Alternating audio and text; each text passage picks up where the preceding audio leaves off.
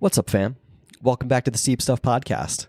I'm your host, James Lariello, and today I am so excited to bring you an episode with none other than Miss Denali Strabel. I'm so excited to have a conversation with Denali. She's an absolute standout in the sub-ultra scene as well as the Alaskan mountain running scene. She came on the episode to talk all about Alaskan mountain running. We talked a ton about mountain marathon, training, what it's like training postpartum as a mom, as well as her experience at the Rut 28K this past summer in 2024, where Denali got on the podium. We also talked about coaching, and her coach did Mr. David Roche. Big shout out to David. So what an awesome episode. Denali is an incredible human, super inspiring, has an amazing personality. I think she should start a podcast. I told her this. And just, it is a great episode. Like, she's just someone that you could tell is just really important for both the sub-ultra and just the Alaskan mountain running community in general. So I hope you guys enjoy this one.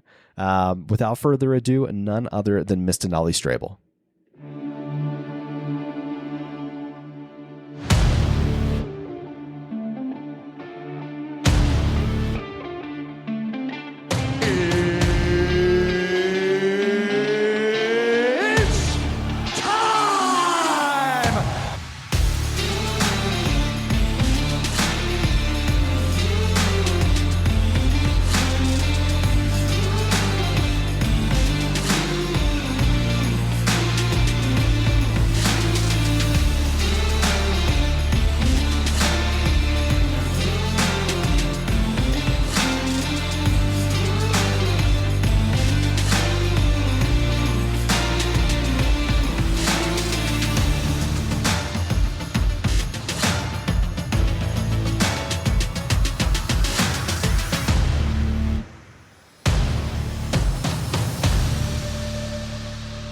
Ladies and gentlemen, we are live. People, Earth, listen up. The Steep Stuff Podcast is brought to you by Ultimate Direction USA. I am so excited to be partnering with Ultimate Direction in 2025 as the official hydration solutions partner for the Steep Stuff Podcast. Lots of fun things coming down the pike for this year. Ultimate Direction is going to be unveiling a brand new race and ultra vest that's going to be dropping in the next couple of months. So excited to bring that to you guys. If you are in the market right now for apparel, for a belt, for a new pack, anything hydration solutions related, flasks, you name it, they've got it. They've got you covered. If you hop on to ultimatedirection.com and use code STEEPSTUFFPOD, that's one word, STEEP, STEEP, STUFF, STUFF, POD. If you hop on to ultimatedirection.com and use that code, that's going to get you 25% off your cart. Especially that we're starting to wind our way a little bit more closer to spring. You guys are going to be start to put together your race calendars, and Ultimate Direction's going to have you guys covered. So whatever you need, they've got you outfitted from head almost to toe. They don't do shoes yet. So guys, enjoy yourself. Have a great rest of your week. Thanks so much, and check out Ultimate Direction. Denali Strabel, welcome to the Steep Stuff Podcast. How are you? I'm doing well. Thanks for having me on here. Yeah, it's such a pleasure getting to talk to you. I mean, after having Ruby on, I'm just like pulling all the Alaskan mountain runners out to get them on my podcast. So it's one by one. Here we go. Right. We can't hide anymore. That's right. Well, you know what? I feel like it's such like an underground. No, I shouldn't say underground. I don't think that's very right. Because like your running contingent in Alaska, particularly like the Anchorage area or the greater Anchorage area, is like pretty significant. It's a lot of people. I know because like Julian has talked about like how many people come out to Cirque Alaska, and it's quite a large amount of people, plus Mountain Marathon and stuff. So it's a cool little area of our sport, which is pretty dope. So yeah.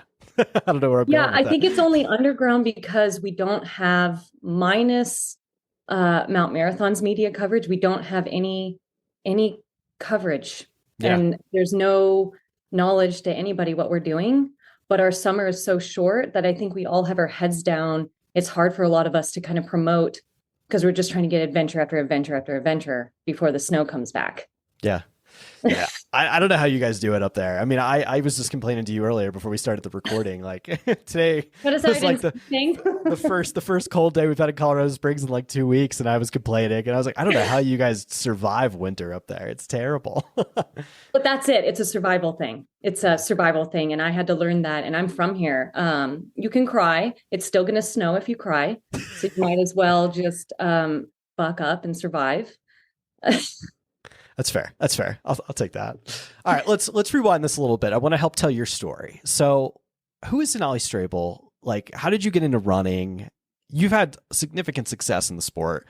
I mean, I've put like 15, 16 years you've been running Mount Marathon, which is crazy. Let's talk about you. What's your background? I think my background is Mount Marathon. I grew up in Seward, Alaska. I grew up on two prominent trails, Mount Marathon and then a trail, Lost Lake. It is a trail runner's dream. I almost love that more than Mount Marathon. But I had every example of adventure. I come from a long line of hunting guides, fishing captains, pilots, all that cliche Alaskan explorer. That's what I come from. So I think that running has always been something about respecting the outdoor lifestyle that we choose and respecting the land. I didn't get into actual serious racing outside of Mount Marathon until I was a much older teenager, probably my first senior race, 18. I had never ran any of the other Alaskan mountain runs because I kind of took that traditional path at first, that cross country track. And then probably 2013, I came back and was like, I got a knack for this. And I kind of miss my childhood and I kind of want to see where I can go with this. And so every year I try to get out down to the lower 48. And that's been fun too, to explore our country by trail. It's so epic to me. So I like to get out. But I think I'm kind of do this great white buffalo thing where I come down real quick. I race. Sometimes I do well. Sometimes you've never even heard like my name. And then I just leave right away. And I think a lot of Alaskans do that. We just make quick trips out. And I guess that's what I've been doing for the last 10 years. Wow. Wow. Yeah. I mean, like, do you more prefer racing in Alaska? Or because when we had talked originally on Instagram, one of the things you had said to me, you're like, I like the racing in the 48, but I think I'm going to continue to do more stuff in Alaska. Do you more prefer like the mountain racing on that scene, or do you more prefer the lower 48? I think the only reason I don't prefer the lower 48 is because I have a tendency of getting sick on the airplanes. I also have learned how to deal with that. Like I can puke and rally on a Thursday night and do just fine on a Thursday. I've done it before. I always come down with family members when I race. So I do have a big team. I think that racing in Alaska isn't just about racing in Alaska. It's like, there's no reason for me to fly out of Alaska in the summer. I'd rather save that for a Hawaiian trip in January. So it's fair, hard. Fair. And I also thought you would probably ask something like this. And I asked my husband, who has a long resume of Alaskan races, and he was running when Jeff Rose was running. So it's like everybody knows about Jeff Rose, but they don't also know about the 3 Alaskan guys who were beating Jeff Rose up in Alaska. And I talked to other phenomenal legendary runners, and they all said, why would I race anywhere else if I could just have enough racing and adventuring packed in 3 to 4 months? And I think I'm veering more, the older I get, the more I think, yeah, I'm going to be just like my parents and just race up here. But I do make it a priority to get out at least once. Like I'm going to Broken Arrow this year. We'll get to that next year. Yeah. So it's like, if I'm going to, everyone says you'd like to find the Mount Marathons of the world. And I'm like, hell yeah. Like if I'm going, I'm going. It's funny you say that. Like one of the things Ruby had said to me on the podcast was, the way she just described mountain running in like, just, I guess in the Chugach / like just that Anchorage area, and how like, it was just so proper mountain running. Whereas like, you don't really get a lot of that in like the lower 48, like in some sections, sure. But it's more FKT stuff. Like you're not really racing in the high peaks unless you're maybe running something like Hard Rock in the San Juans or something like that. Like there's not really any like sky racing or sub ultra racing really like proper, other than like the rut, maybe Broken Arrow you could stretch, but that's really it. You know, we're down in the lower 48, so I don't know. I'm planning on going to Alaska. I'm excited. I can't wait to go up there this year. I am so excited for you. I'm like, take my hand. I will make an itinerary for you. I will get you all the right names. You're going to meet everyone. And you're going to be like, oh my gosh, everyone is so jazzed for me to go on this trail. So bring your running legs. You're going to go everywhere. People, we love hosting people. I think that's the mountain running thing too, is that I grew up in the mountain running, but not racing. My parents race. Mm-hmm. So I'm kind of like what they call a child of Mount Marathon. Like I was just born into it. And it's just always been what I've done. And it wasn't until I moved away where I realized my childhood was pretty extreme. So I think everyone who stays here just gets more and more fit for crazy adventures, and no one thinks twice about it. Like they're like, oh yeah, I did that last year too. Like there's no like this unnamed, it's like, nope, yeah, I did it. And they're like, cool. Let me ask you this. How many generations back is your family from Alaska? 3. Wow. I could be messing that up. Sorry, snow keeps hitting my roof. No, you're good. 3. My dad was born and raised in Seward.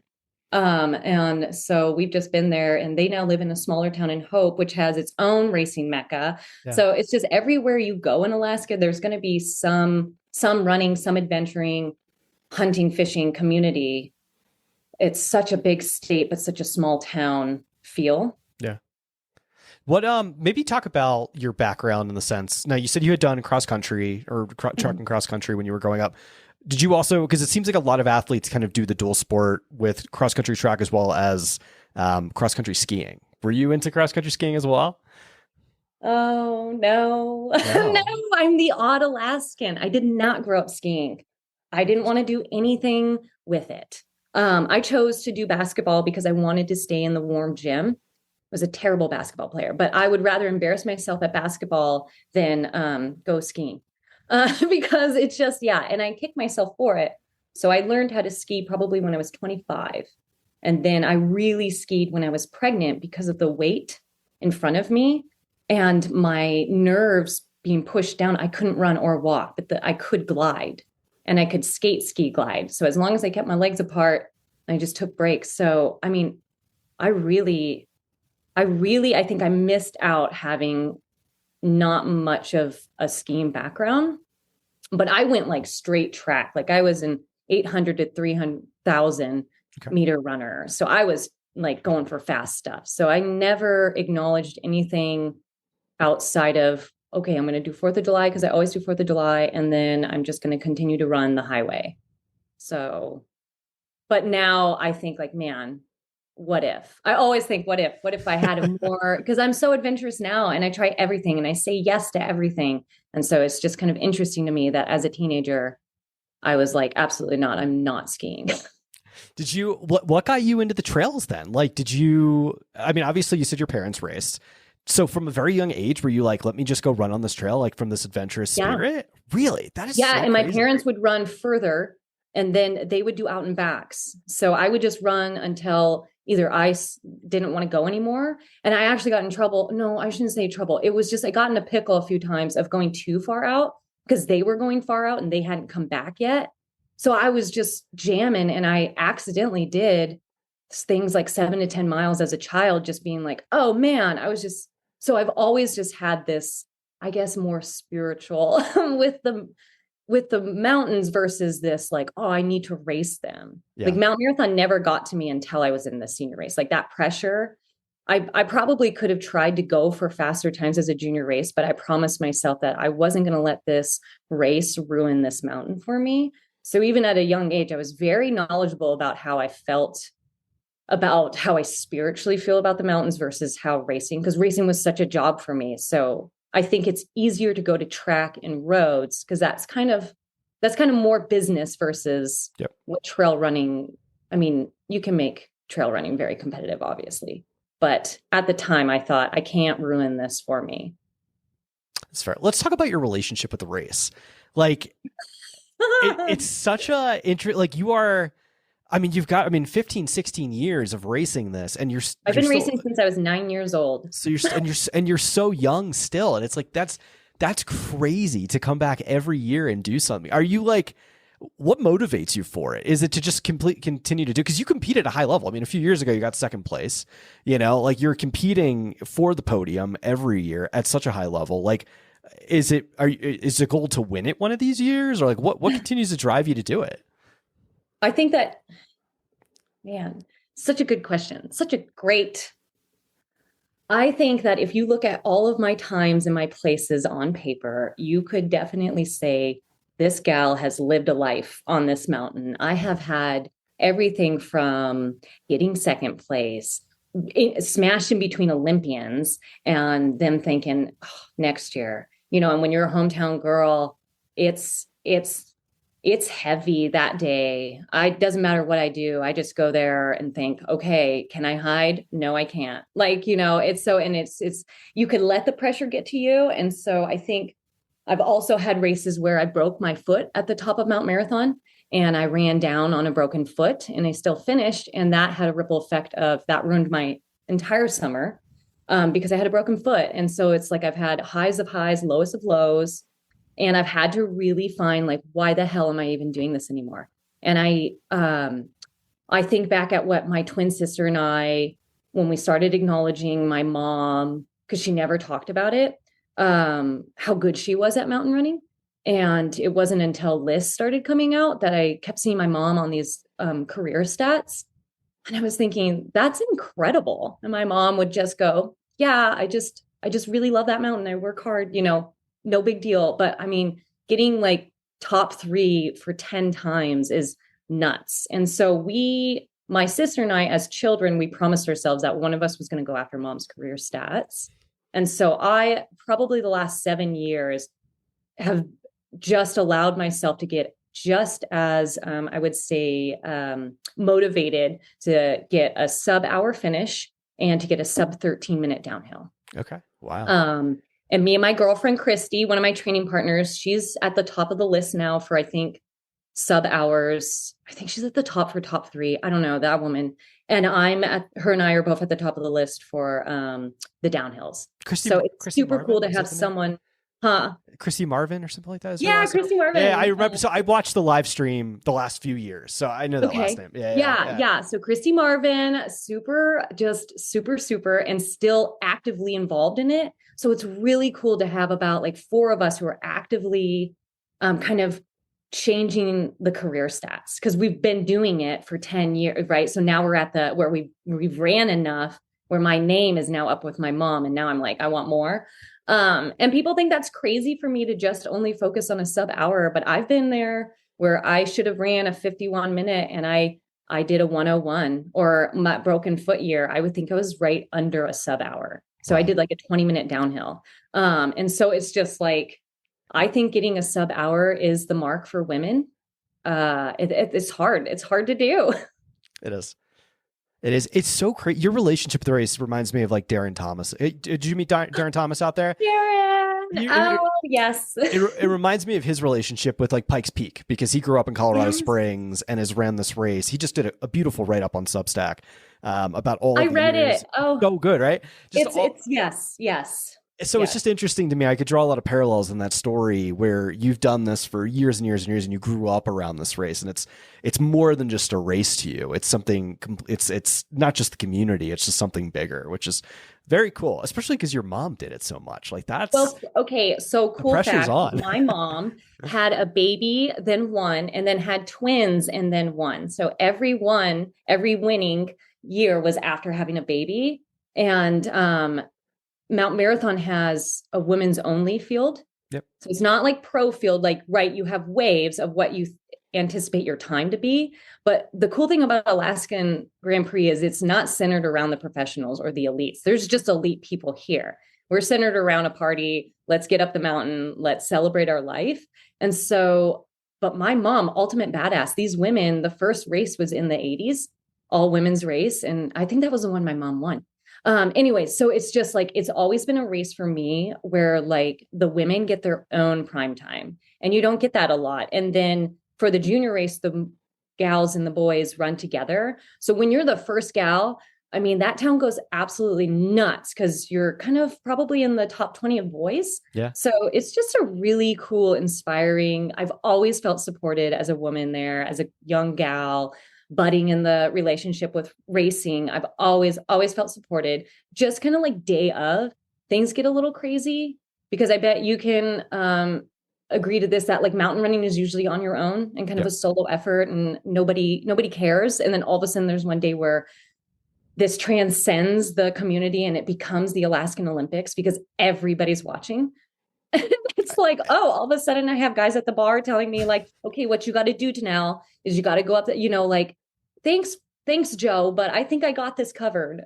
I love the support, and I've had many years on this mountain, and I'm an older, you say I'm young to it, but like I'm in my mid 30s and there's girls who are 18. I'm much older than them when you come to like mentally. Yeah. And so I have to love this mountain. I have to acknowledge that there's a race and not let it affect my heart anymore, because this mountain is my everything. Like my sister died and we have a tree planted there and I spread ashes up there. And now I've become the like fun, crazy lady who's up on the hill, like with this tree. And I hope that like my legend lives on to that like, oh, there's Denali and her sister's tree. And like, I just want to be an old lady and always going to that mountain for some reason. And I think with my sister's tree now, I can just go there and sit in a lawn chair and hang out. This mountain means so much to me, but it's like this running community means so much to me. Do you plan on going back for life? Like, is this the type of race you'll do as long as you possibly can do it? So I want to get my 20, and then I want to see if they'll let me commentate, because I think I'd be super awesome at it. Yes. And so I'm going to I have a tendency of forcing myself in situations. So I'm just going to once I know that I have my 20, I might kind of force myself into, I think we need a microphone at the halfway point of the mountain and I'll be your girl. And then I'll probably come back as just to do it, because I think that I'll need a break from being so competitive to I really would want to come back and be like, I just want to participate and I just want to have a good time and kind of just do it for fun. Yeah.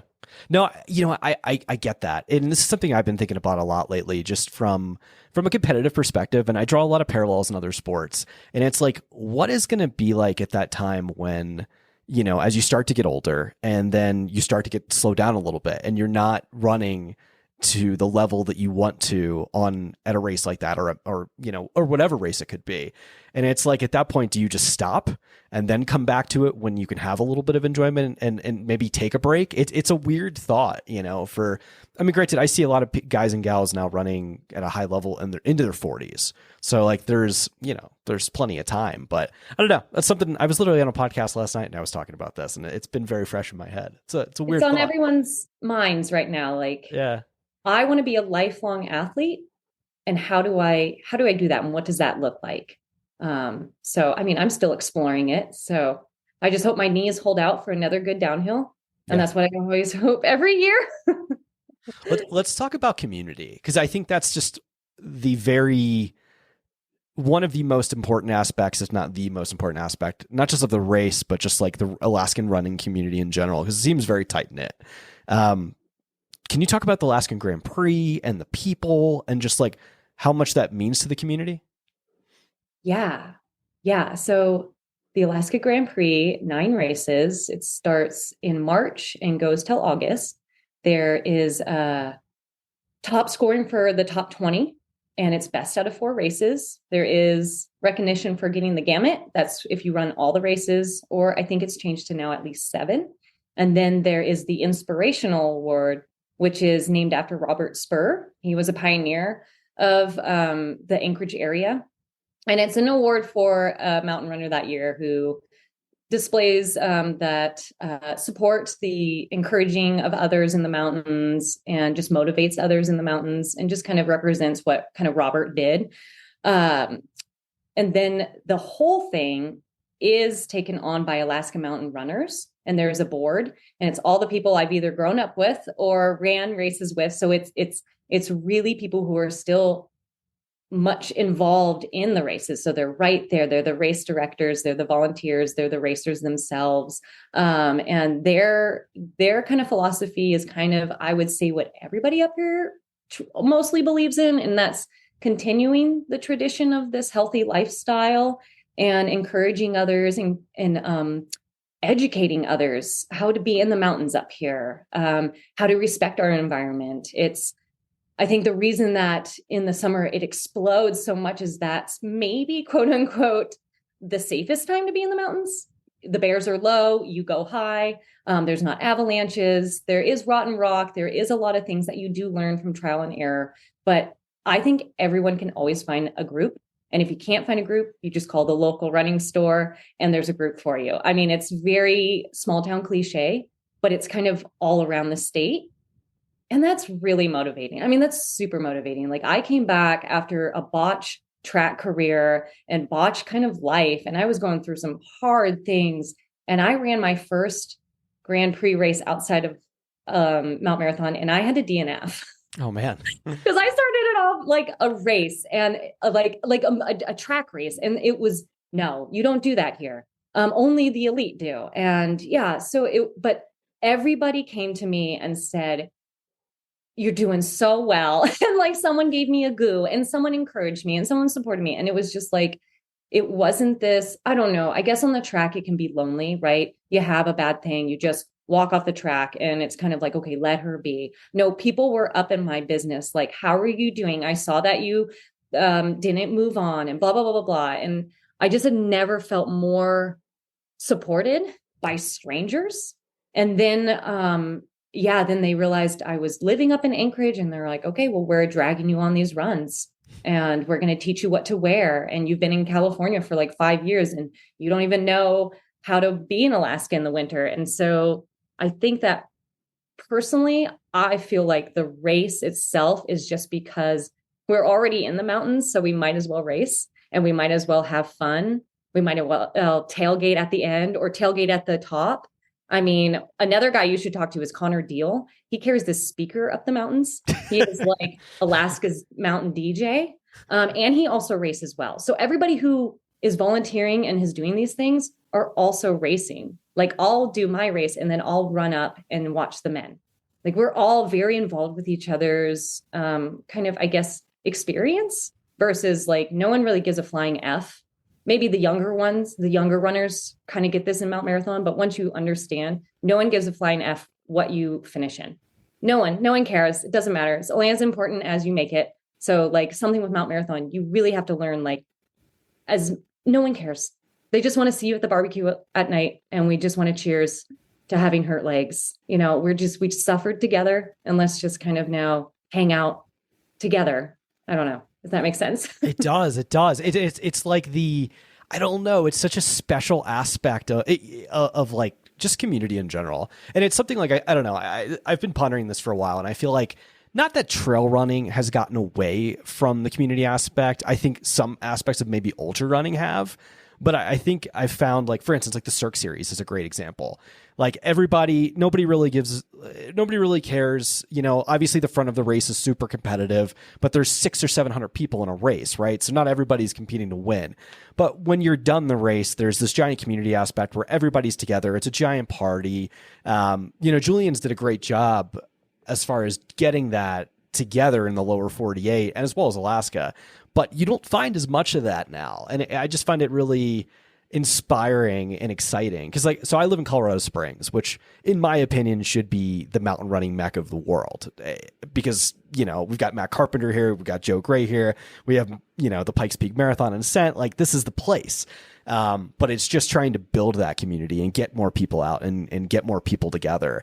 Like, we have an amazing community, but it needs to grow. So it's just interesting to kind of like take pointers and hear things like the Alaskan mountain runners and see how everybody, it's just a different vibe and it's very close. So I like that.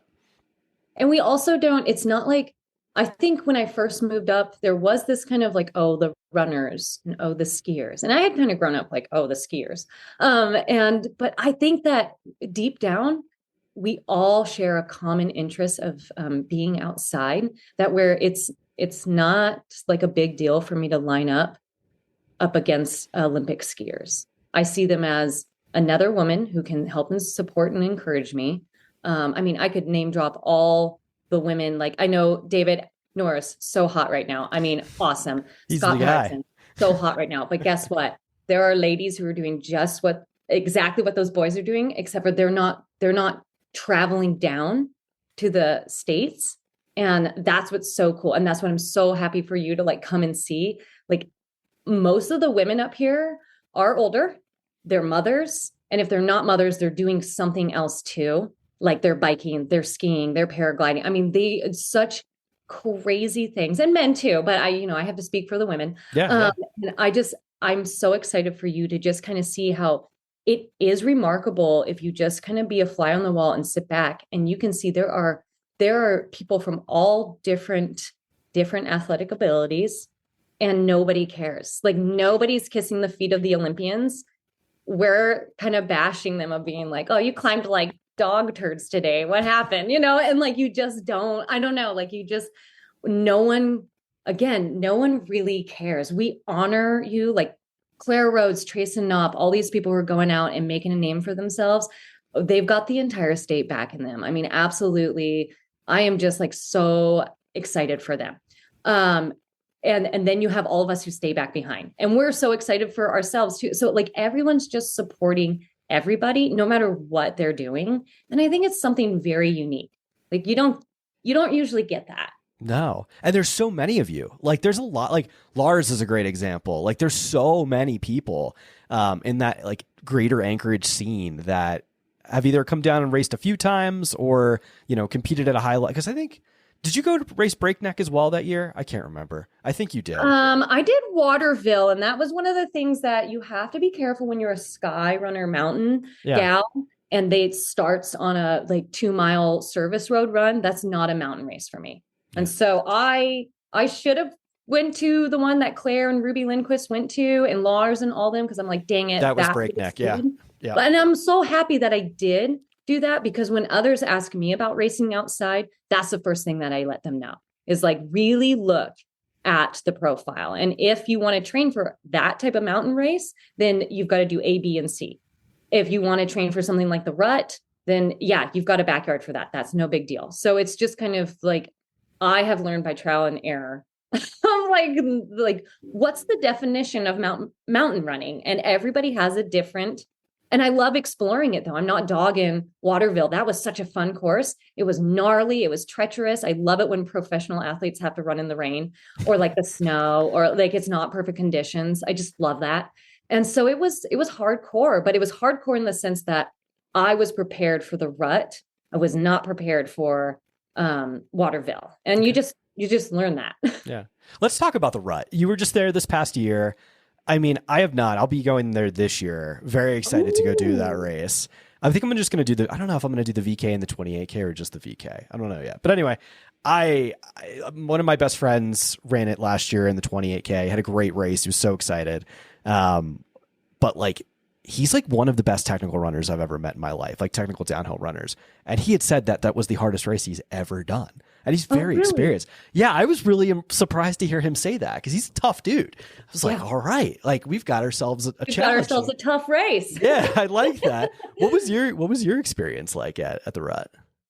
So for me, it was a full circle moment. That was one of my first 50Ks back in 2017. Gosh, and it was when it was a World Series. So Hillary Allen, Eden Nielsen, all of those. I mean, I think I met Corinne Malcolm and Arden there for the first time. That was kind of like all our first ultras. It was awesome. And it turned into B course because of lightning. So when it came around that my family members were going, it was like New Year's Eve or something. I can't remember. We're like, we're going. I was like, I'll say yes to everything. So we're going. And we went as a family. And I thought, I'm going to do the shorter course. And I want to race up to Lone Peak because I didn't get to so many years ago. And I honestly had one of the best races because I had just this celebration. I was vomiting Wednesday or Thursday before my whole family had to take care of me. It was disgusting. I vomited the moment we flew in and I was just sick. The people who had not experienced that were super worried. but my mom was like, she's a gamer. It's okay. Like on par with what usually happens. So I was just thinking, hey, getting sick was actually something that I can like understand, and I'm feeling great. And I did a lot of prep beforehand. It's a mountain I want to take you up, Matanuska Peak. I did that mountain a lot, and I saunaed a lot for the elevation. And I just learned some awesome mantras in my mind to kind of take me away from the pain. Like I said, my twin sister died, and so I'm really grieving. And so when I do these hard mountain races, I kind of think like, this is the easiest thing I have to do today. Like, this is actually easy. So the pain I feel is not really anything. So that whole rut experience for me was such a full circle moment of, look at how much I've learned since the first time I did the rut. Look at how much I belong in these mountains. And sure, those two gals were like 20 minutes ahead of me, but I was like, holy crud, I'm in third place. I can celebrate. And I knew a lot of people on the course.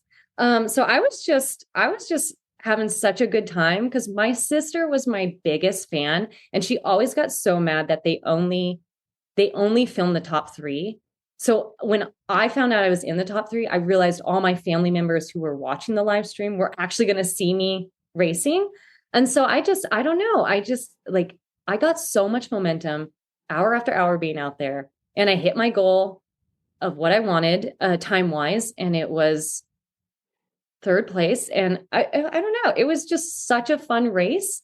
And so I don't remember the pain, because I was so prepared. Like, yeah, I mean, like I said, grief is the rawest you can get of a human experience. So, I mean, just being in the mountains, like I have to look at, I'm racing now because I choose to be in the mountains. It has nothing to do with outside validation. I'm not trying to get a sponsorship. I don't think like I do enough outside of Alaska to have any brand like want to sponsor me. So I'm not a part of that rat race. I don't give a flying F. But then when things are working out, I gave a damn, and I'm like, well, let's see how far we can push this. But I definitely made sure that if I was going to train and try to be at an elite level, I wasn't going to let this like consume me. I just wanted to have a good experience, and I felt like I did. And so, yeah. Oh my God. Well, congratulations on an amazing race. I mean, Thank you. I was watching the live stream. I saw you. I was jammed out, man. Heck yeah. And what a fun race. Just what a fun atmosphere. Mike Foote puts on just a world-class event. So yeah, I'm very excited to go do it. I feel like you get all the best parts in that 28K without all that mileage that the 50K does, right? I loved the 50K, but I just wanted to get just a straight shot to all the places I want to go to. And I don't go to many races. Double, like Broken Arrow is going to be the second time that I'll go to a race I've already been to. But I could go back to the rut year after year. I mean, I feel like for you guys too, like Alaskan runners, it is proper. Whereas like you guys have proper mountains to run up and down. That's a little more, whereas like the rut is just technical enough for you guys. Whereas like, it's not like Colorado where we just have big hills. It's a little, like, yeah, we've got altitude, but our mountains aren't very technical. It's okay. And I'll bring that up. Like, I would love to change the narrative about when people come and race our races. No one says, oh, you got top 10 at Western States, or you got top 10 at so-and-so, you got rallied. People like to say, oh, you go up to Alaska, you're a professional athlete, you got your tail handed to you. I don't think that's necessarily true, because you can look at the rut and be like, yeah, on paper, there was 10 girls better than me, but it's a mountain race. There's so many bamboozle moments. There's so many like things that are out of your control in those actual treacherous mountain races, that I think that's what I want to change about when people talk about the lore of Alaskan runners, is that it's just our courses have to be looked at as, if you're coming up here, getting in the top 10 is freaking phenomenal. Getting in the top 20 is everybody's goal. And I think that the reason that the rut is so well for us is, it's kind of like dealer's choice of who's going to just gut it out today. I don't care if you can run a sub 3-hour marathon on pavement. I'm power hiking more than you are. Like, I don't know. Or like, I'm running when you're power hiking. Right. So it's just kind of, I think that the rut and even the Broken Arrow is on the faster side for me. but I think that it has that essence of it is raw mountain. You are out there and you're exposed, and to get into the top 20 at those races is just, I mean, yeah, cheers to you. You've had you've had success at Broken Arrow before, like a lot of success at the 23K. So I'm really excited that you're going to be coming for the 46K. Why? I'm just curious, why the 46K, not the 23K this time around? So I hardly, like I said, I hardly go back to the same place. Yeah. It's the anthropologist in me where I want to go see a different land, and I want to go look at different rocks, and I want to explore a different culture. But I would say Broken Arrow is a place I used to go to in college, and that was where I did my elevation camp. So I also have amazing memories of my coach, Diljit Taylor, who's at BYU right now, just phenomenal woman. I have amazing memories of my twin sister there. I mean, it's just such a good vibe. And so last year I decided that I was going to try to do a USA race that fit my, like how I said, Waterville was awesome, but I should have done something else. And so I'm like, I just want to try one more time to make a USA team. And whatever they say, when those races come out, I have to choose the one that I'm suited for. And when it was Broken Arrow, I about dropped the computer. My husband was like, get over yourself. I was like, this is a sign from the universe. We're doing it. And, because I did the short race last year, or not last year, God, years ago, before I had a kid, 2019, I now get to experience a new race, the double. So it's kind of like flip-flop of the rut where I did the long one first, short one. Now I get to do the long one after doing the short one. And I'm looking for another full circle moment. I don't know, if I'm up there in the top and they live stream me, you just look for my smile, because I'm going to be having so much fun. Well, I'll be having so much fun if I'm in 30th too. So that's my goal. Is when I saw that on the list, I just took that as, all right, heck yeah. I mean, sure, I'm going to be lining up with girls who are 10 years younger than me, women who don't have babies. And I don't know how I'm going to fare, but who cares? It's going to be fun either way. I mean, and you've got mom strength. I think there's something to be said about mom strength. Oh, yeah. Yeah.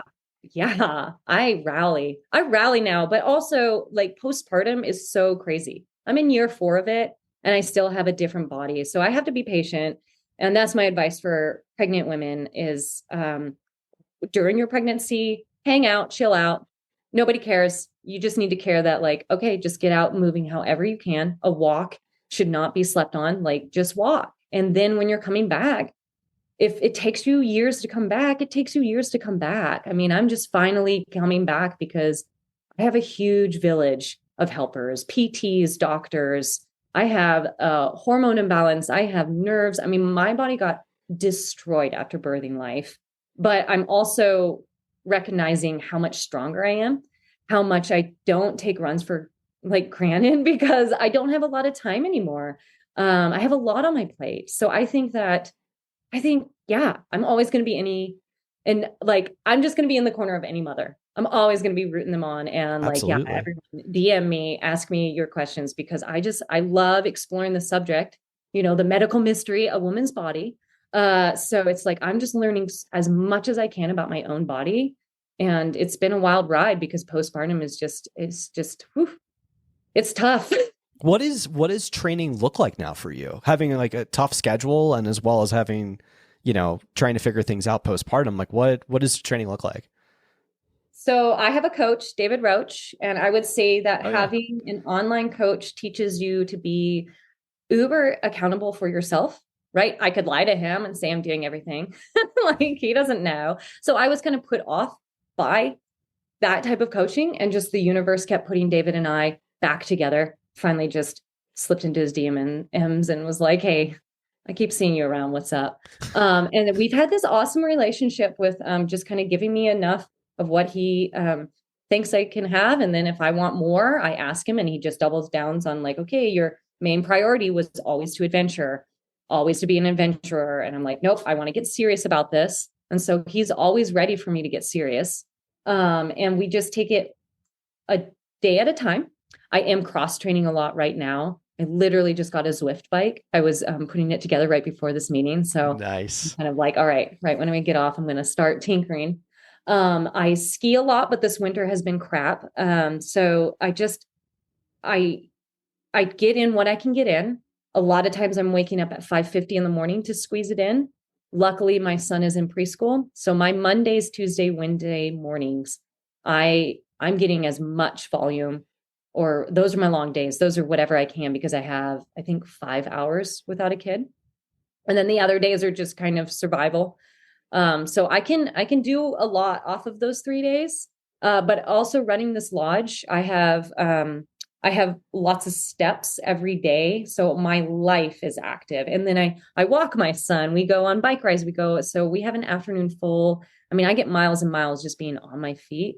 So I've subconsciously had to throw that in there of like, you live a lifestyle that is always on your feet. And if I put my watch on and I make the 22 beds that I could make here, I get a few miles because it's a 3-story place that I'm in. Wow. So I have to count for my actual life right now because it's not like I can leave the door and say, I'll call you later, or maybe never, like how my husband and I used to be. Like, we have to be responsible for a baby.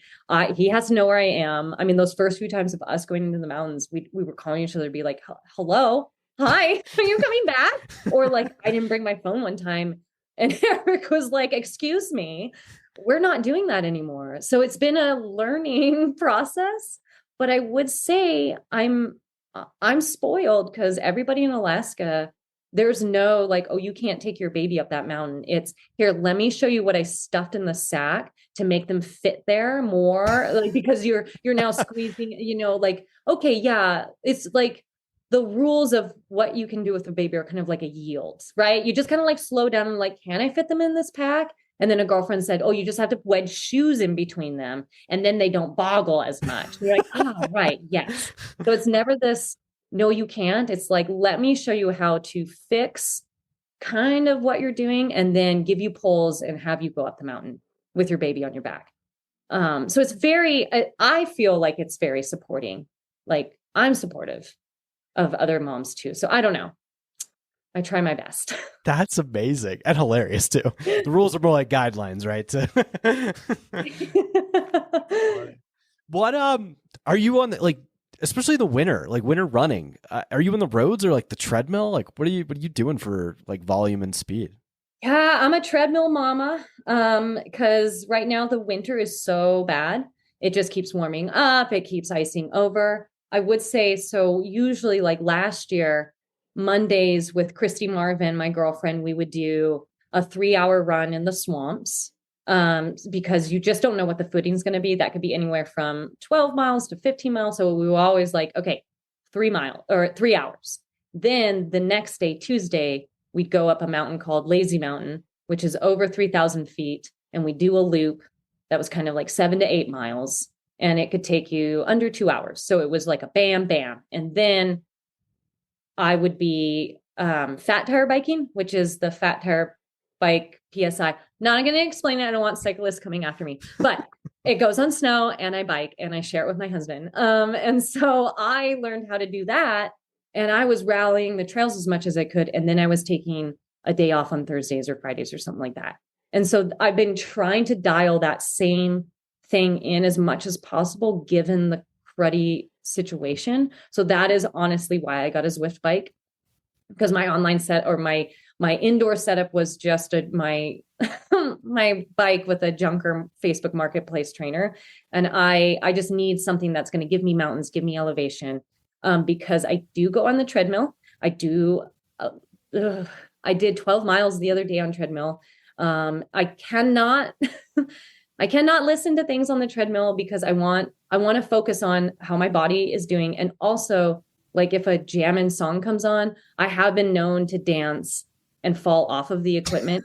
So I just have to be, I either have to be, yeah, I can't listen to most things.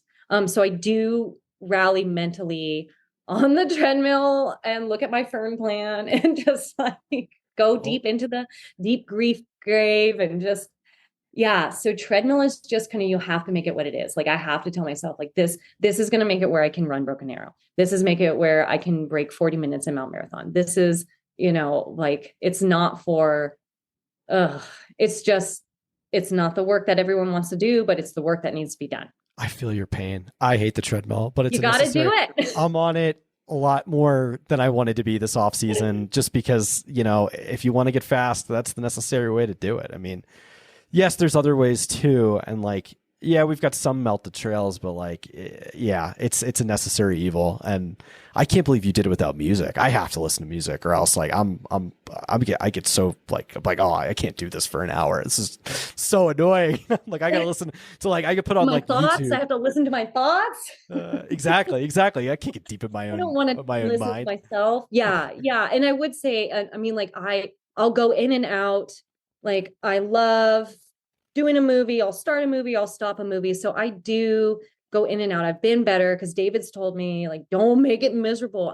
It's not too miserable for me. It's just for my safety, honestly, because I fall off the elliptical more than the treadmill because there's kind of bars, but the elliptical, I have definitely like a beat came on and threw my hands up in the air and I fell.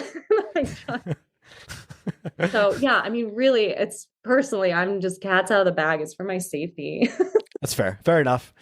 What's what is it like working with David? Because it's funny, I've talked to so many people that are coached by him, but I've never asked them like, what is David like as a coach? Like he seems, I don't know. We follow each other. I've talked to him a couple times, but like don't have like a crazy relationship with him. So I'm just curious to see like what is that like? Yeah. He's definitely a goofball. And at first you're like, why are you so supportive? Like, I think just when you're used to, I kind of like misery likes company. And then when someone is kind of going upriver, and that's kind of what he does. He goes upriver of like I was down on myself. It was COVID and I had just found out I was pregnant and he's a new coach and I didn't know how to tell him. And he was like, heck yeah, pregnancy is cool. And I was like, pregnancy is cool. What are you talking about, man? Like, little girls learn at a young age. It's puberty and getting pregnant will ruin your lives. And I've done it. And he's telling me it's cool. And I was like, who is this Yahoo? And then he's just always like, but he's as serious as like, I think you want to make him, right? Like I told him I didn't want to be so involved with numbers. I didn't want to be so involved with getting consumed by things because that was kind of the track life. And he was like, heck yeah, whatever you want. And I was like, yeah, coaches say that. And I've had great coaches. I'm not dogging on any of my coaches. I have had wonderful coaches. Diljeet Taylor took me to heights. Yeah. And, it's amazing what she's done with that BYU thing. So I take what Coach Taylor has taught me, what my high school coach has taught me, and now I mix it in what David has taught me. And he has really taught me the day-to-day process.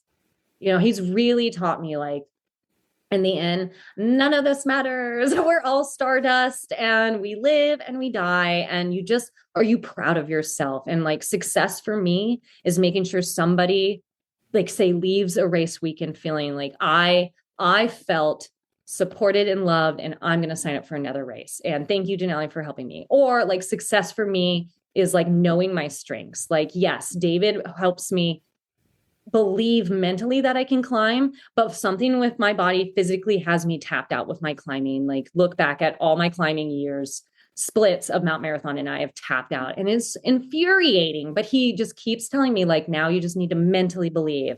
And I'm like, believe this, right? And just like, but he's always still there.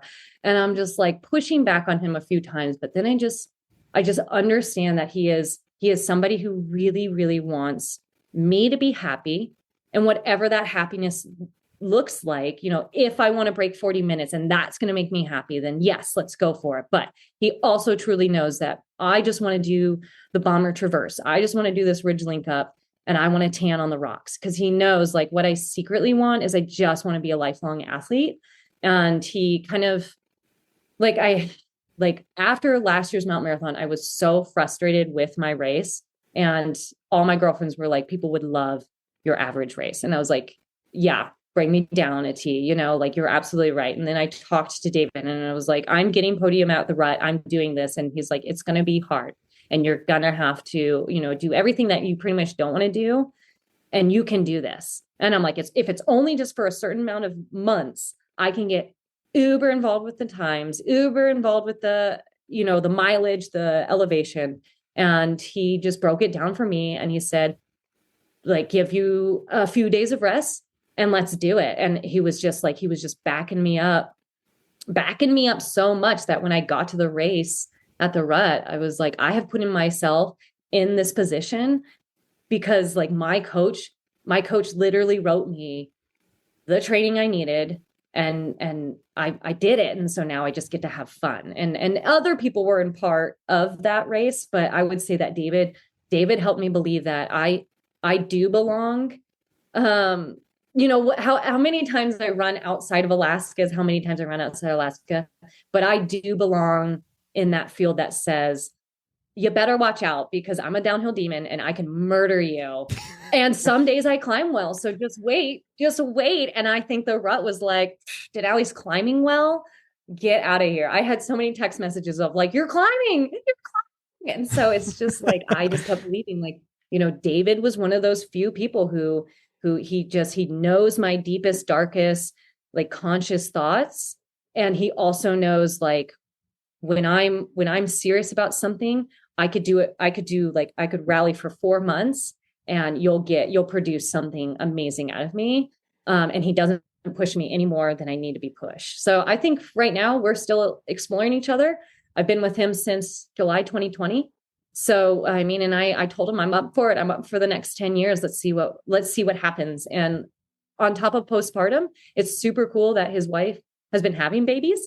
Yeah. So like now he's not just because I almost asked like, hey, maybe could I have Megan? Because she's like a woman, but he's involved now. He's totally involved with babies and he's just become more and more, I think just living the life of being a parent. And I trust him that much more with understanding like, hey, my pelvic floor has just exploded and I don't know what to do. So I'm just going to hang out with my PT and see what happens. And he's going to be like, cool, cross training for the next, however long. And so, yeah, he's living parenthood. And I think that helps me more to believe like, man, he's just going to learn more and more about it. And I'll be his guinea pig. It's cool. There's a lot of us. I think he coaches a lot of moms. So it's just kind of, yeah. And like I said, I have to be accountable for myself. So like, I need to make sure David trusts me that I'm saying like, if it was too much, it was scary to say, hey, I didn't like that. That was no, thank you. And that's not just me saying like, that was productive. No, thank you. That was never, no. And he'll kind of fight a little bit if it's really important, but just also like, okay, you're the boss. I love that. He's a good coach, man. I didn't, that's interesting to hear that dynamic. And, David's an incredible human and he's world-class in his own right now. It's kind of crazy to see how his profiles explode in the last. I would not be able to coach people, one, parenting and training myself.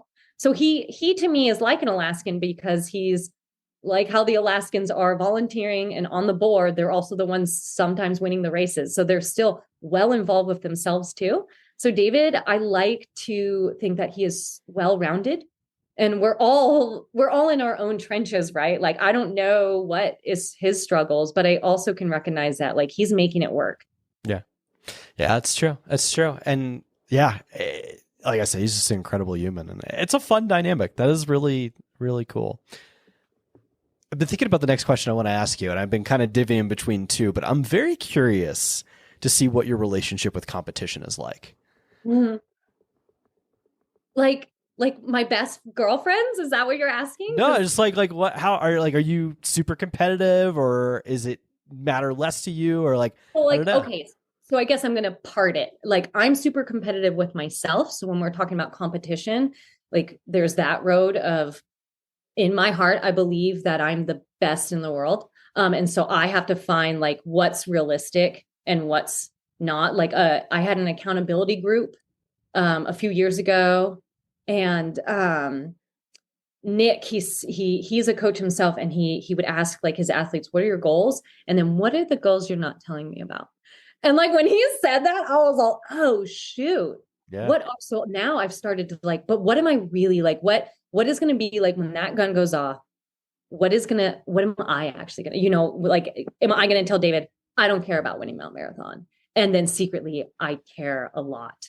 And so that's me. Then the gun's going off. And so if I'm not in first, I'm like, I'm not going to win. I'm not going to win. So, right. So I have to go through that actual with me, like, am I wanting to win Mount Marathon or the rut, or is it just about time, or is it about the experience? And I have to go down that road. I think weeks before the race, even months on my long runs, I ask myself these very kind of just these little questions, but they're going to have a ripple effect on my whole run, and thinking about, what am I truly doing this for? Because I don't want to hide things from myself, because then when that gun goes off, it's like, right, like your brain turns to mush. So you can really only think of one or two things. And so it's like, oh my God. It's very primal. Right. So it's like, is my primal thing to win this? Because I wasn't training to win this, because I didn't tell anyone I wanted to win this. And now flip-flop, with the competition of women, I run with these women. I don't run against them. And so when I say that I'm a downhill demon, I don't have an ego at all. I don't care for it. I just understand that I was a dancer and I grew up on Mount Marathon, and that combination has made it where I'm dancing down the hill. I mean, I literally have my recital down the mountains. I love it. And everybody who knows me knows I love it. And I love getting filmed, and I love getting pictures of it, because it's like my childhood dream of being a ballerina.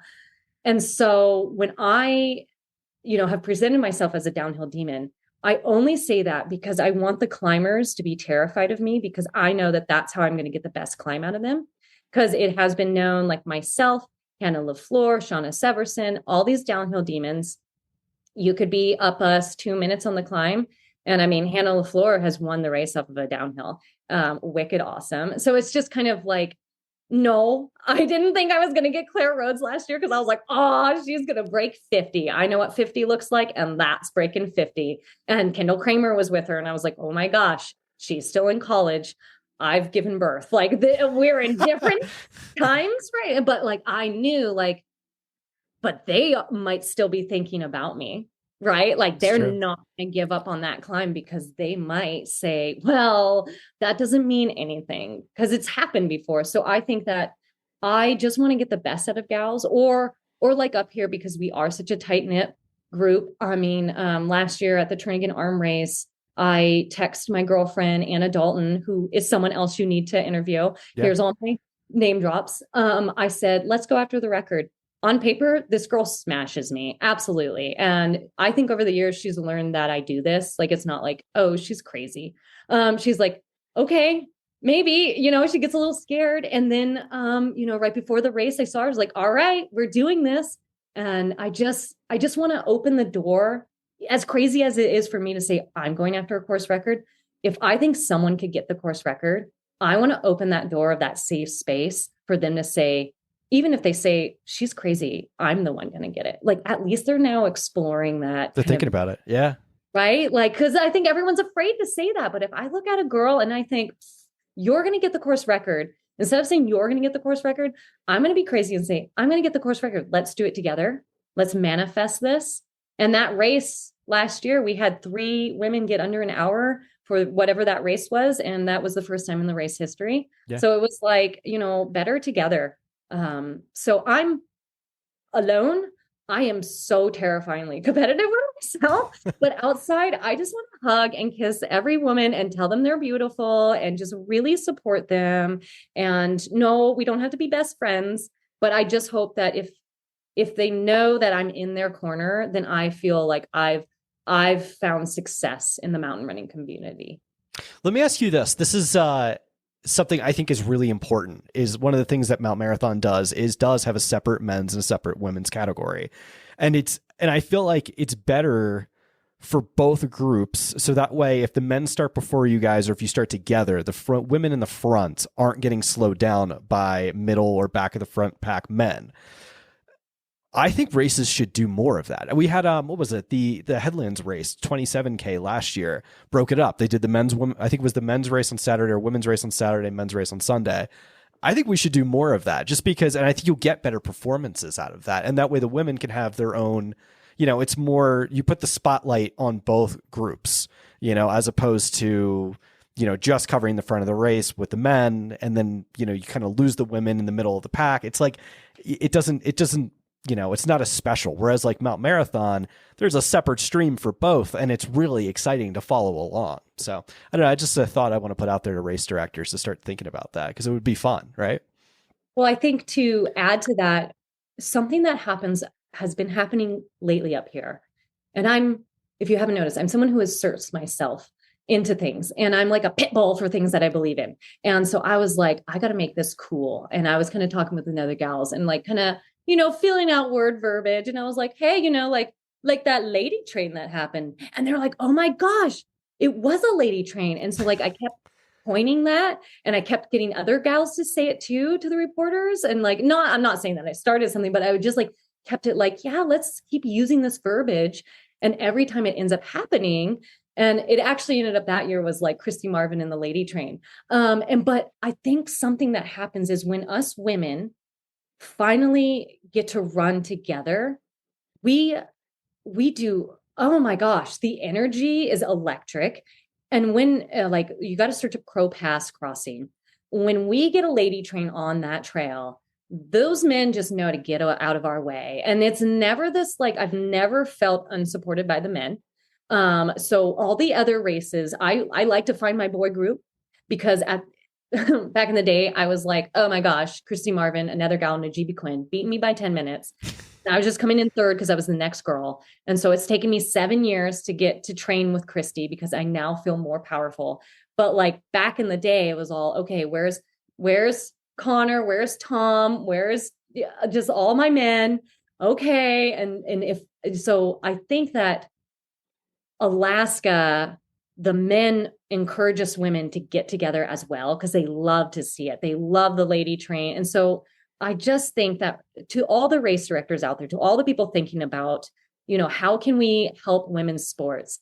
It's not this like, oh, let's give the women their own race because we've only thought about the men. It's about like, we haven't even hit the ceiling. Like, it's just, we haven't explored enough of what happens when women get together. Yeah. And I think that creates electrifying media. I think that creates just dominating emotions. Like, it gets raw out there with women. And I know it does with men too. But when I'm next to a woman, I can just there's a safe space, and we're both gunning for it. And it's like, there's something to go after versus gunning for it with a man. Like, I'm just thinking like, oh, I just really want to beat him because I've ran with him this whole time. But like, when I'm with Julianne and I'm thinking, oh my gosh, she rallies, I rally, like we both have a great downhill. We both have a great uphill.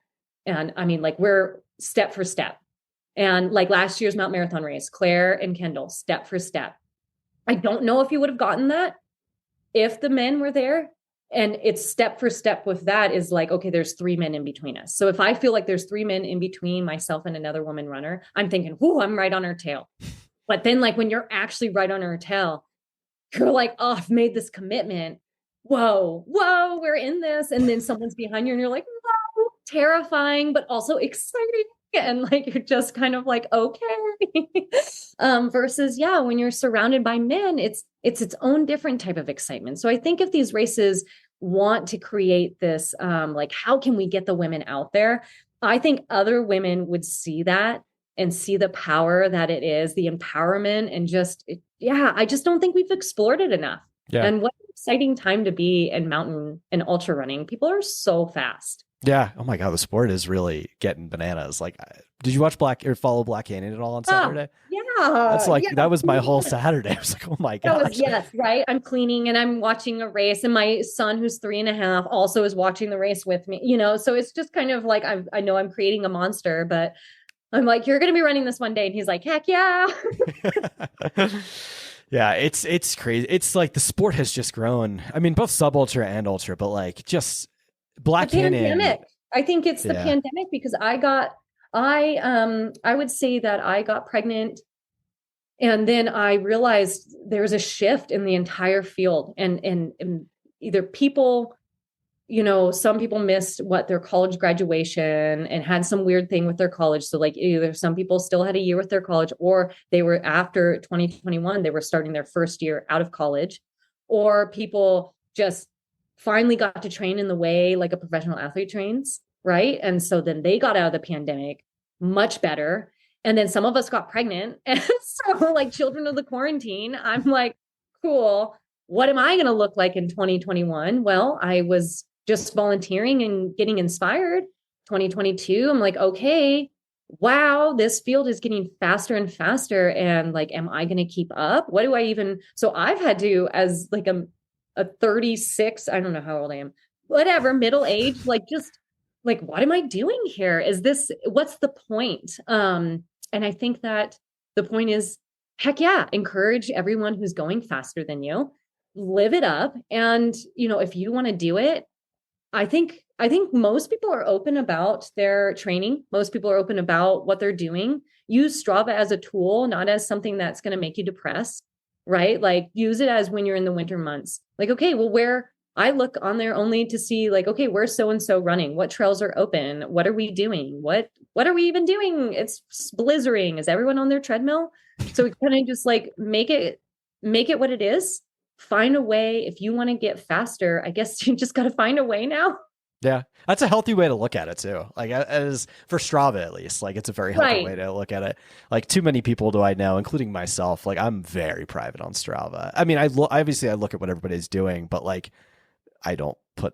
Well, I've had a legit stalker find me because of Strava. It was this most scary. And with stalkers, you can't do much. I just had to move to a different town. But it was a woman. And it was like she wanted to wear my skin. It was so creepy. But then I'm like, how is she finding me?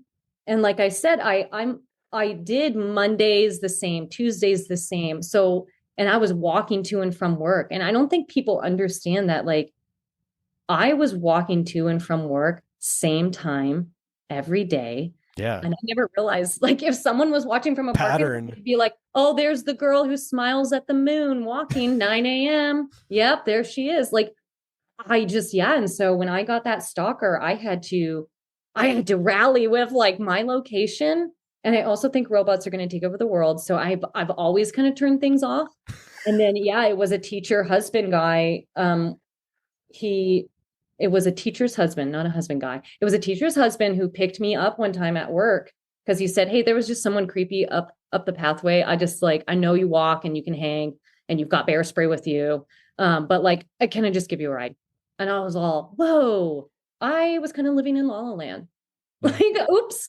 So I think that, if you're going to share everything on Strava, I think just, be careful. Or I don't know, share it a few days afterwards. Like, I don't know how you would share it. Yeah. I think you can hide your start and finish now. Oh yes. Right. I did learn that. Yeah. Yeah. So it always scares me. My wife runs with our dogs all the time. And like, we live in like a cool area of town, but like there's like maybe one or two sketchy sections before you hit the trails that are like maybe a half mile to a mile away. And it always worries me. I'm like, even though. And you look at your heart rate afterwards, I'm like, oh yeah, there was that section of the woods. Yeah. No, it's crazy. Oh my God. Where was it going with this? I totally lost my train of thought. The stalker one threw me off. It was good. Oh, all right. Let's talk, as we wind down, because I have so many questions for you. Robots taking over the world. Because I always ask everybody, what's their take on first of all, what's your take on AI? We'll get to that, and then we can talk about Bigfoot, because I definitely have the Bigfoot question for you.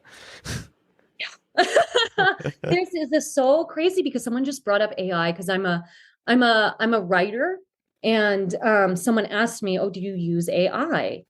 And I was like, no. And they were like, oh, well, like, I mean, I think it could help you with grammar. I'm not saying like they were just trying to see a positive spin on it, but I had to tell them like, what are you talking about? I'm not giving the robots more information than I have to. Like, I am not one of those people who is dumb. We are being watched. I talk to my phone when I'm like, I want my algorithm to be this and like, like buy toothpaste. And so it's just like, I want the ads. But I just personally think my family knows this about me. Like my phone's broken. You have to do something to get a hold of me, you have to do something special. And I only tell a few people. It's always on silent. It's away from it's as much as possible as I can, but I'm also still addicted to it, right? In the own sense. So I just think that robots are scary and helpful, and to each their own. But I think that I had a super fun time in the pandemic when I put down the watch and I just had the app going in the phone. So I did record it, or like, so I could see, but it was like hidden in my phone, no beeps, no nothing. And I just went to go. And I think that robots are cool. And I also just think they have no place for me in the mountains.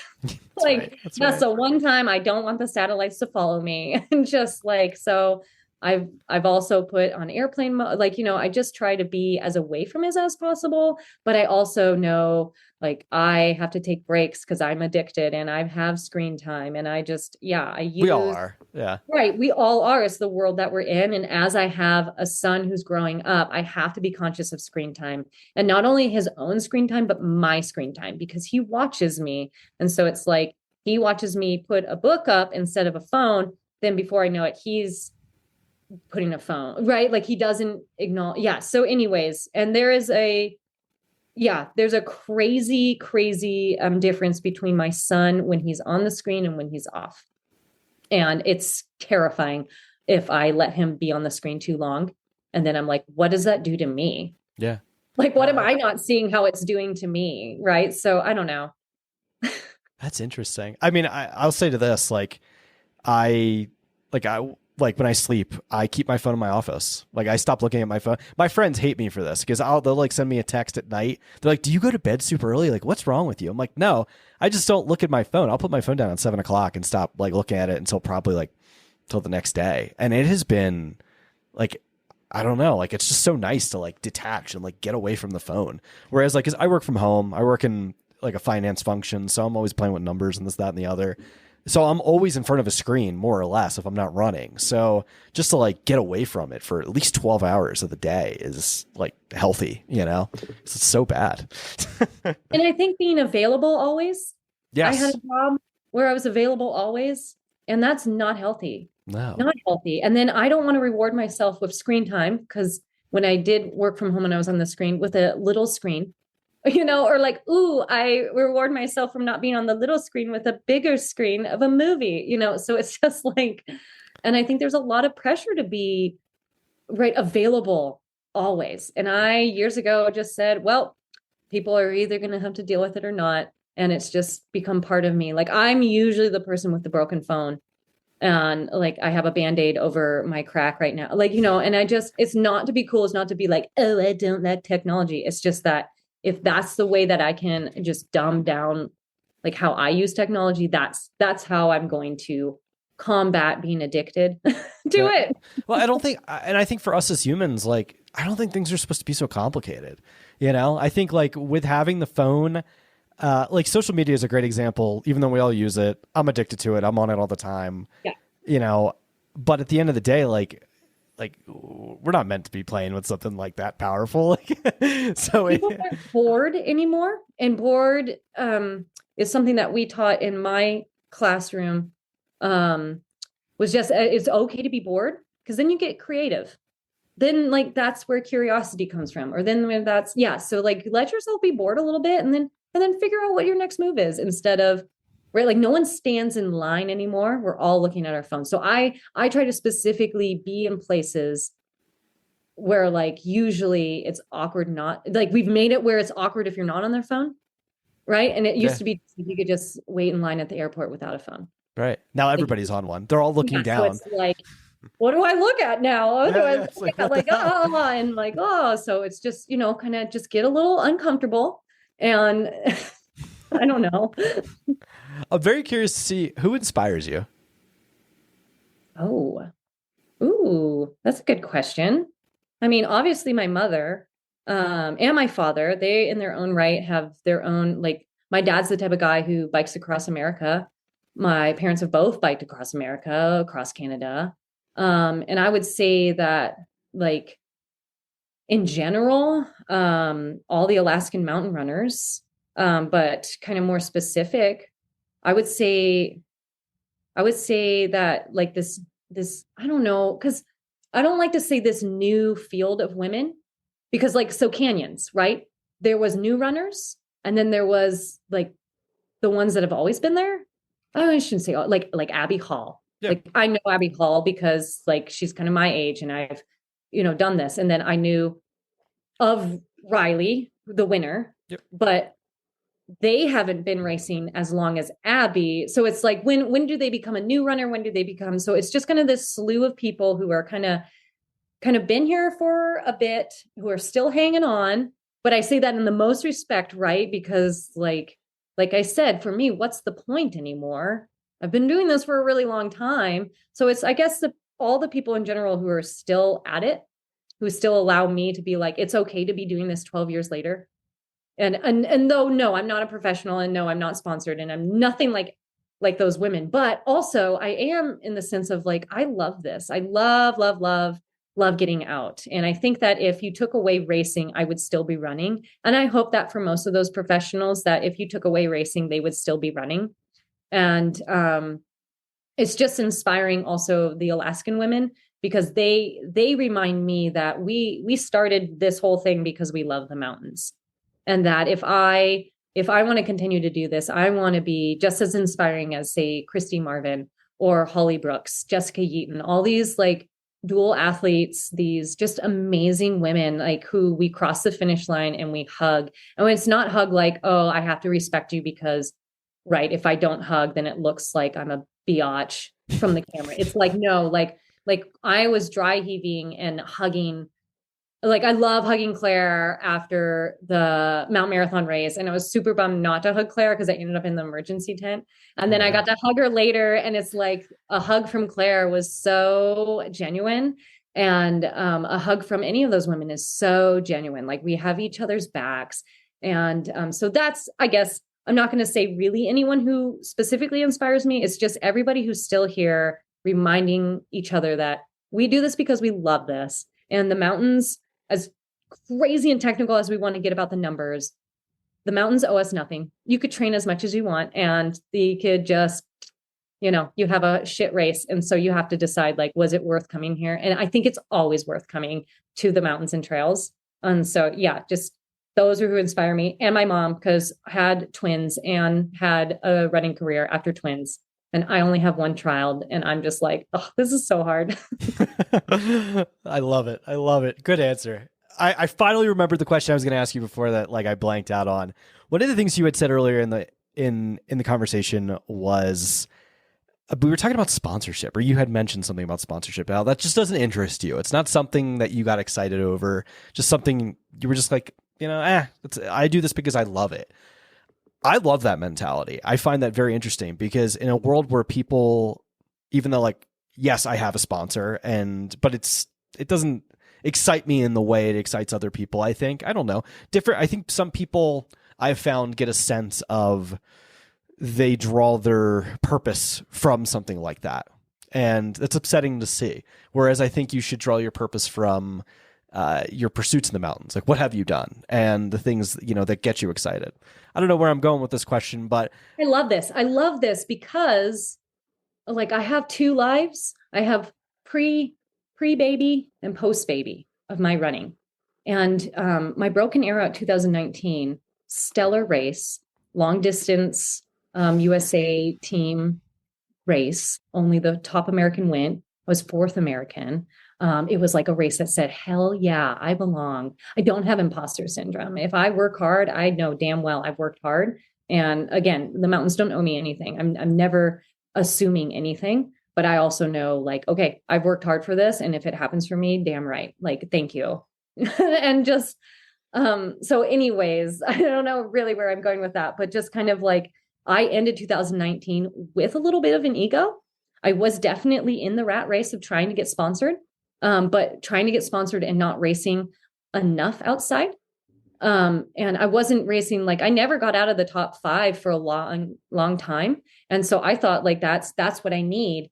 But then I was told that, but then you need to, have an Instagram, and then you need to post, and you need to post daily, and you need to get a following, because I'm not against sponsoring. It's just, I had to learn the hard way that I don't do it that way.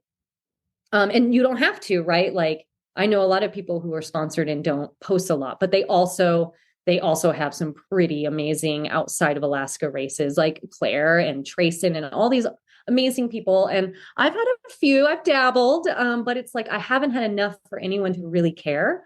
And so it's like, I just had to tell myself when I was coming out of postpartum, like, do I want to care anymore? Because that was very, that it was exciting when I got attention, but it was also just heavy. And I felt suffocated from like having to be this person that I wasn't. And I was like, why couldn't my results just to be, and the problem with me is I get to these races and I make real life connections, and I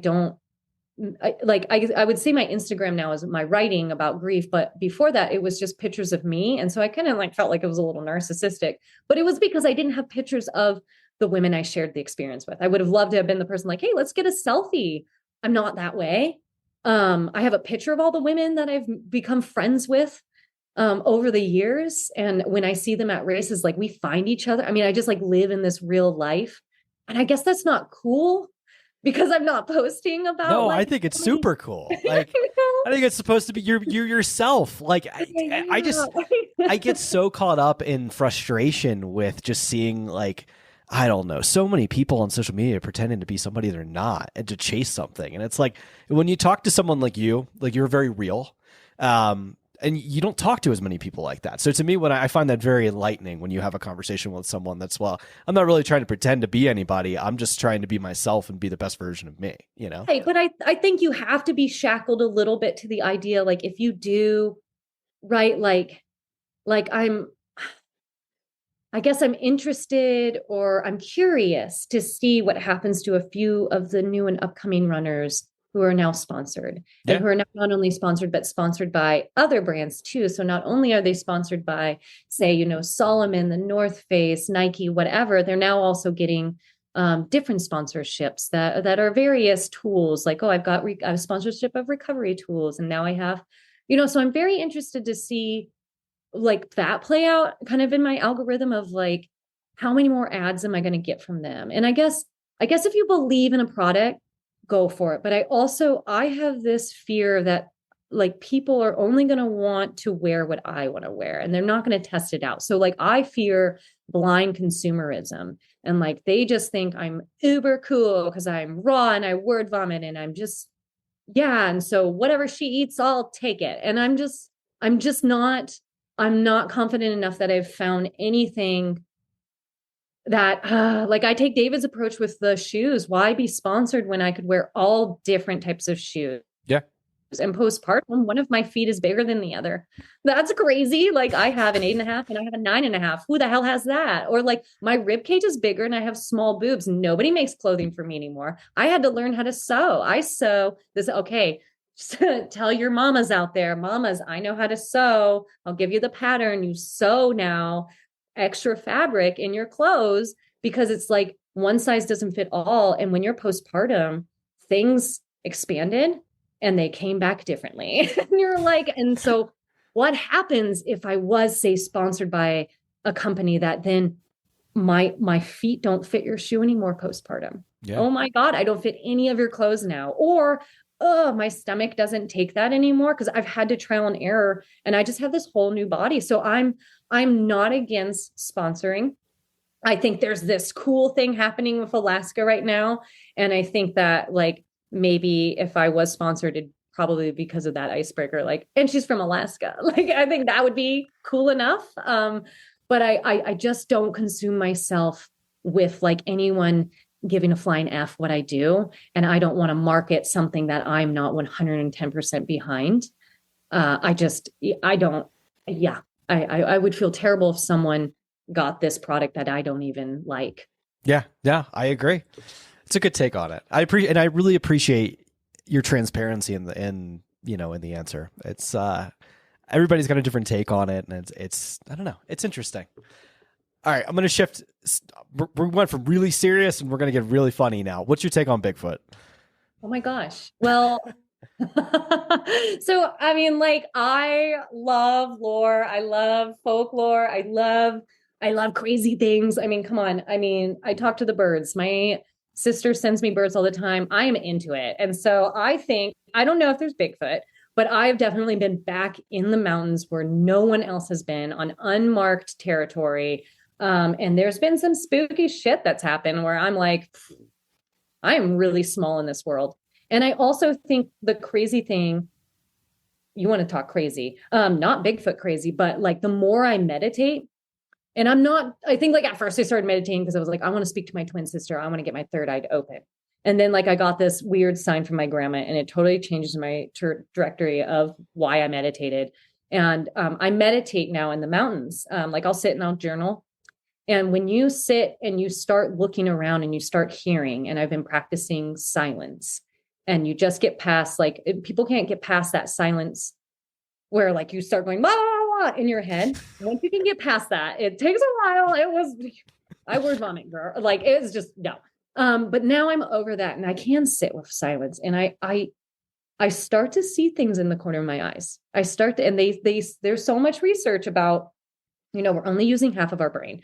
We're only seeing what we want to see. Like, is blue really blue? We've made up this color. And you're just like, what is even real anymore? Wow. And so I have really been exploring, going down this path of, I don't know, spirituality, of mythical creatures, of, you know, I respect the mountains, respect the land. When I start getting a little scared out there, I just think, you know, okay, I've opened up this door in my mind and maybe I'm accepting that maybe something's really there. I can't see you. Just please know I love this mountain and let me pass. So, you know, if Bigfoot is out there and watching me, I hope that he says, hey, that girl's cool. And that's what I hope with the robots too. Like I say, thank you, Google. Like, you know, please Google, can you set a timer? You know, thank you so much. And I just want them to be like, hey, you know, that girl, let's leave her alone. We'll spare her. Right. Like she's That's funny.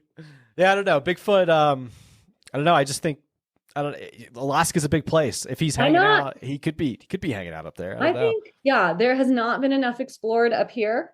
There has not been enough, you know, and then all of a sudden I'm on, right. There's game trails and you're thinking there's been a lot more that's been on this trail 30 miles out in the mountains. Who's been out here? What's going on? Am I going to like, you know, find the actual, Yeti out here? What is it? Because, you know, I don't know. I just raced last summer in the Tetons, and I was like always looking over my shoulder for grizzly bears and stuff. And I was like, oh, we don't really have this in Colorado. This is a little weird of a feeling where I'm not like the meanest thing in the woods. Not that I am, but like, is it a weird feeling? Like, are you extra careful, like running in the mountains, or is it just more of like the bears are there, they don't really mess with you kind of thing? Like, what's that like having grizzlies? Yeah, I would say I was pretty reckless as a child. Never carried bear spray, never carried water. I mean, like whatever, as children do. So I grew up like like I said, it didn't take until me moving away to realize that was pretty extreme. So I grew up just aware of, okay, we run this trail because there's less bear activity now. Or if you're going to run in the morning, run here because bears are active in the mornings, they're active at night. And then you figure out, okay, what time of year is it? Okay, they're down by the river. We go high. You just figure out. And I think bears is something that everyone's always concerned about, but I'm more worried about moose. Yeah. Moose are terrifying. Moose, I mean, like my sister-in-law just got almost trampled the other day walking back to her house. So it's just like the problem with moose is they're not really territorial. And like, not that I don't think bears will learn, like, right. Like, so I'm always hopeful that if I run into a bear and bears figure out like, oh, there's people here, screw this place, versus a moose just goes back. And so you never know where a moose is going to be. And you never know, like, they're just angry. They just bad vision too. I think that's why. Yeah. And so they get spooked. So it's like, you're always going to scare them. You're always going to scare them versus a bear. Anytime I've ran into a bear, they first ran away from me. And I've only had one time where one turned around and huffed and I looked it right in the eyes and I screamed. That's terrifying. Oh my God.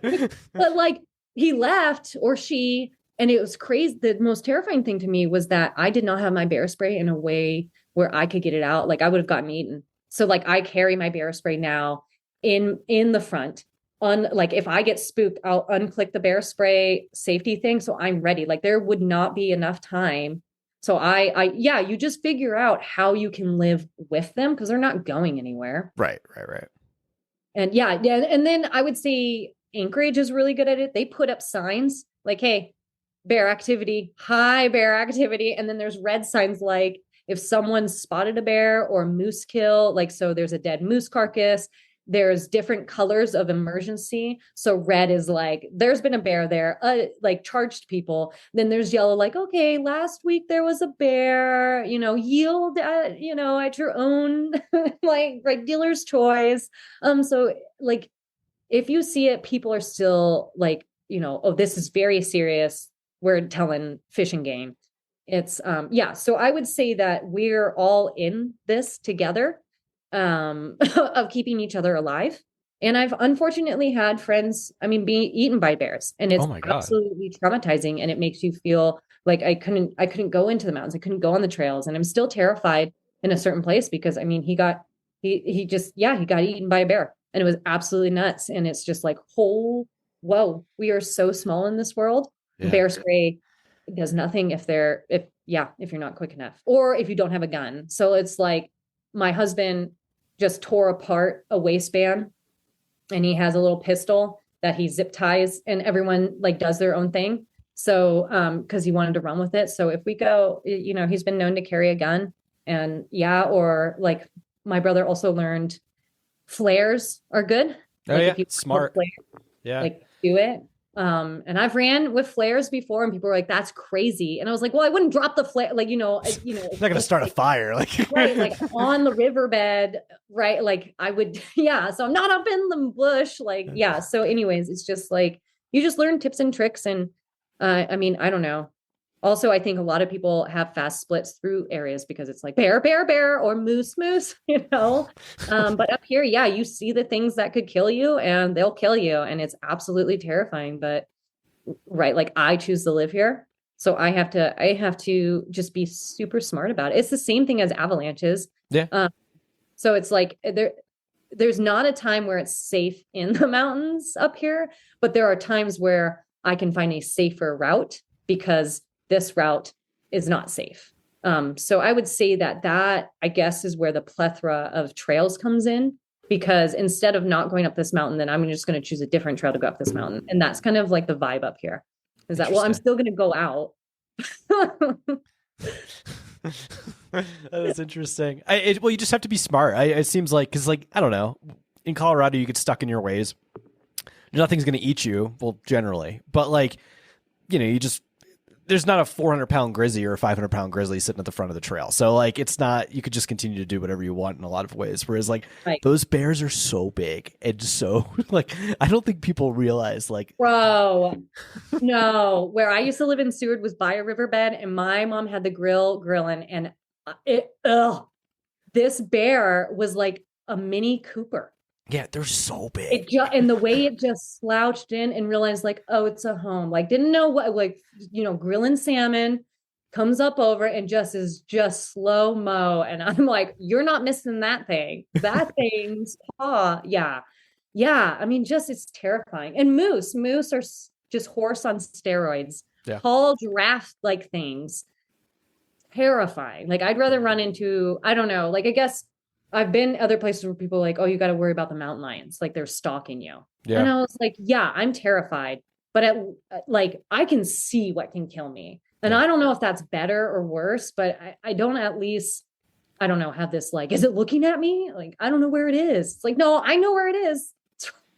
This might sound naive, but like if a mountain lion jumped on me, unless it was a really big one, I feel like you could get something like that off, right? Or at least like try to get away. If a grizzly bear jumps on you, you are not getting away. It's over.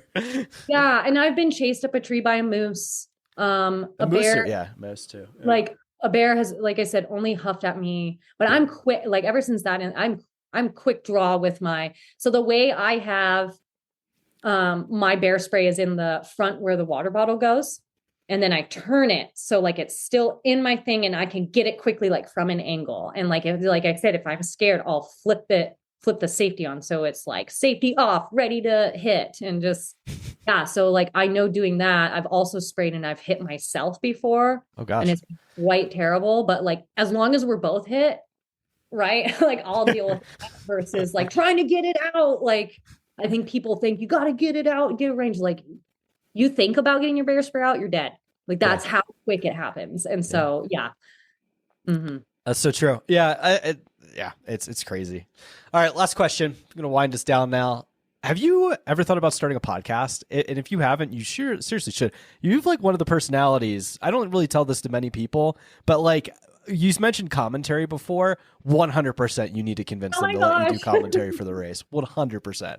Oh, well, thank you. I mean, you're very welcome. I haven't. I like, so being a twin, you're split. And so I'm like, as much as people want to say I'm the showgirl, it was because I was a dancer. And like, I have that about me, but really I hate the spotlight.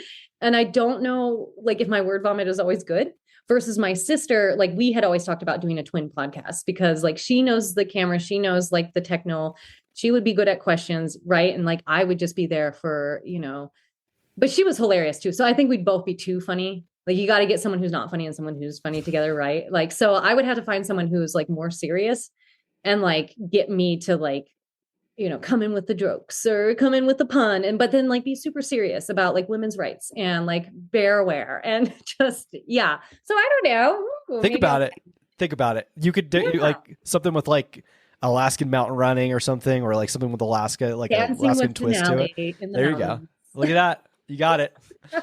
Denali, thank you so much. This was a great conversation. I really appreciate your time. I can't wait to meet you over the summer in Alaska. So looking very forward to so excited. Spending some time up there. Please. Yeah.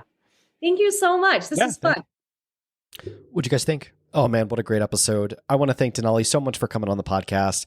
Like I said, just an amazing human and someone you definitely want to look up to and follow in the sport. She's cool people for sure. I look very forward to getting some runs in with the Alaskan mountain running community this summer, specifically in July. Should be good stuff.